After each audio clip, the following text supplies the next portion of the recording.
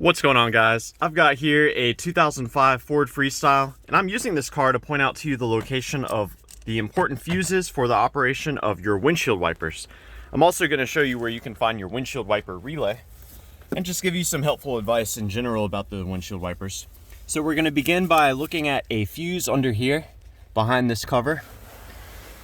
So we're going to pull this open. It's going to hinge outward. And what we're looking for in here is a 7.5 amp fuse called fuse 23. So that's going to be, let's see if I can get in here. That's going to be this one right here. This is a very important fuse because power from this fuse is used to turn on your windshield wiper relay and send power to the wipers. And I've pulled it out so you can see what a good fuse looks like. So let's get that reinstalled. And now we're going to head under the hood, and I'll show you some more additional fuses that send power directly to the wiper motors. So over here on the driver's side, we've got another fuse box to open up. You just lift up on this tab here. Now the windshield wiper relay is that relay right there.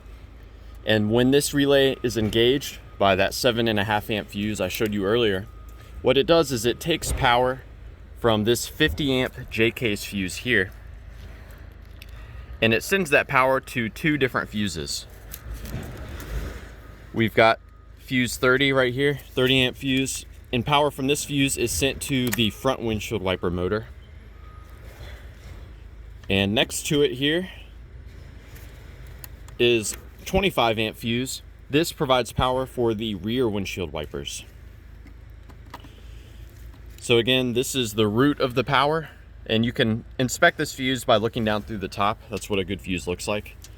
And should you have to remove this fuse, you can just wiggle it side to side while you pull it out. So yeah, power comes from here to the relay. The relay sends that power to these two fuses when the relay is turned on. Now, my favorite way to troubleshoot relays is I'll have the windshield wipers turned on, and I'll come in here and I'll tap on that relay. Sometimes relays can get stuck, and by tapping or wiggling the relay, you can make it start working again. Further troubleshooting beyond that, what we can do is we can remove this relay. And I like to swap in relays, but this is a unique relay. There are no other relays like it I can swap in.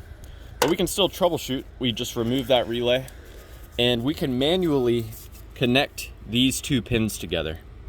You can do that with a very large wire or with like pliers like what I'm doing here. Connecting these two pins together will automatically power up these fuses, and it will basically bypass the relay. That's just a troubleshooting step there. And I do want to note as well, on this particular vehicle, there are a lot of electronics built into your front windshield wiper motor. That's where the timing circuit is. There's a lot of logic in there for the different speeds.